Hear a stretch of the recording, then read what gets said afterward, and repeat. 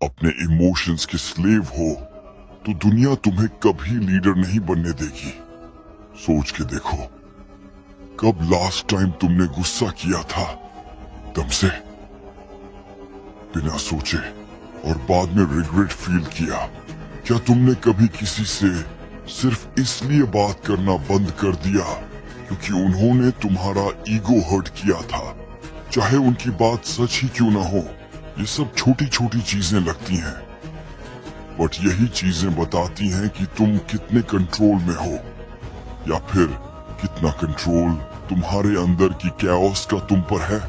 Self control एक word जो सुना तो सबने है और समझा बहुत कम लोगों ने, और जो समझते हैं वो दुनिया चलाते हैं।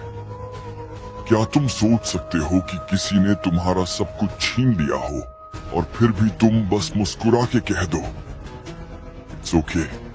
Sounds weak, right? But real strength वही है जहां तुम रिएक्ट कर सकते हो और चूज करते हो नॉट टू, जहां तुम सब कुछ कह सकते हो और चुप रहना डिसाइड करते हो।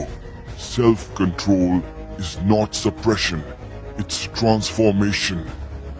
तुम एंगर को, टेम्पटेशन को, डिजायर को एक और फॉर्म में चैनल करते हो। हिस्ट्री भरी पड़ी है ऐसे लोगों से जो मास्टर थे अपने इमोशंस के।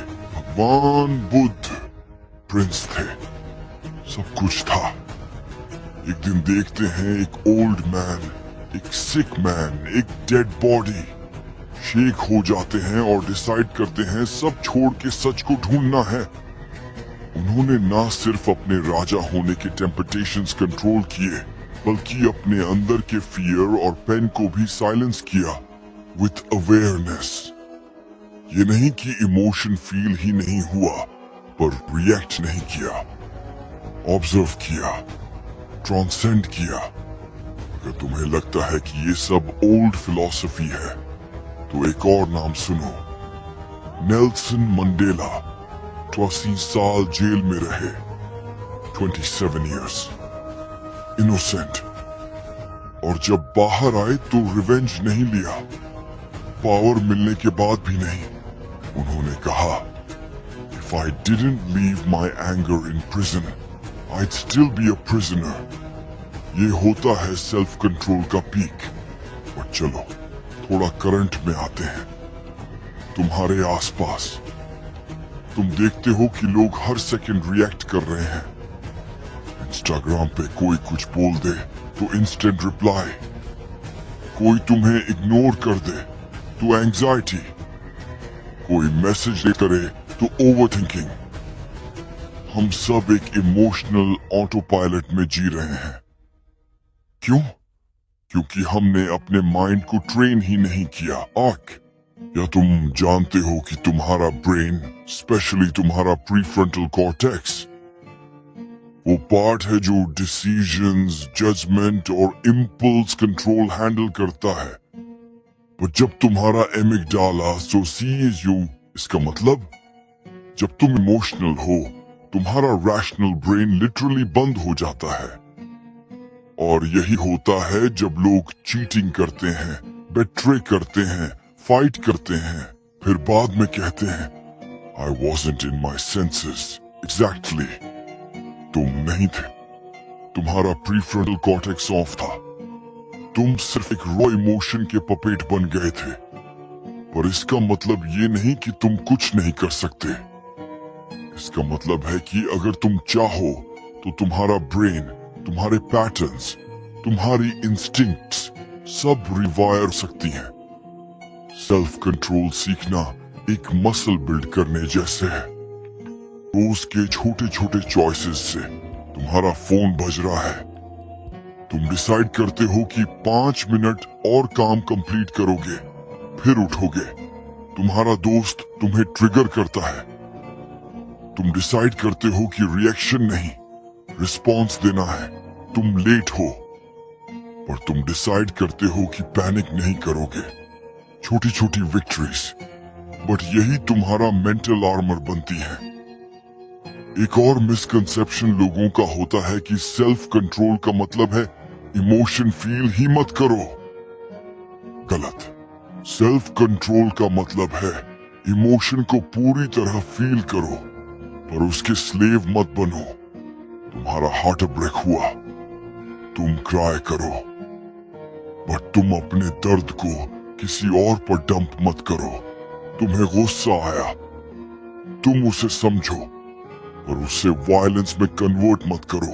तुम्हें टेम्पटेशन हो रही है, तुम एक्नॉलेज करो, पर उसके आगे झुकना जरूरी नहीं है। स्टोइक फिलोसोफर्स जैसे मार्कस ऑरेलियस कहते थे, you have power over your mind, not outside events. Realise this and you will find strength. तुम किसी को कंट्रोल नहीं कर सकते। तुम्हारा बॉस, तुम्हारा पार्टनर, तुम्हारा दोस्त, किसी को नहीं, पर तुम खुद को कंट्रोल कर सकते हो, और वही रियल फ्रीडम है। आजकल हम फ्रीडम के नाम पे सब कुछ इंस्टेंट चाहते हैं। Instant coffee, instant love, instant success, पर instant gratification long term destruction का शॉर्टकट है। आज अगर तुम अपनी लेजीनेस को रजिस्ट नहीं करते, तो कल तुम रिग्रेट में जी रहे होंगे। आज अगर तुम अपने इम्पल्सेस को कंट्रोल नहीं करते, तो कल तुम्हारा करियर, तुम्हारे रिलेशनशिप्स, तुम्हारा हेल्थ सब क्रम्बल कर सकता है। सेल्फ कंट्रोल बोरिंग लगता है, क्योंकि उसमें डोपामीन नहीं मिलता तुरंत, पर जो चीजें तुरंत डोपामीन देती हैं, वो हमेशा तुम्हें लॉन्ग टर्म में एक्सॉस्ट करती हैं। स्क्रॉल करना इजी है, पर फोकस करना टफ है, और वही डिफरेंस बनाता है मास्टर और मीडियोकर में। स्टीव जॉब्स ने कहा था, focusing is about saying no.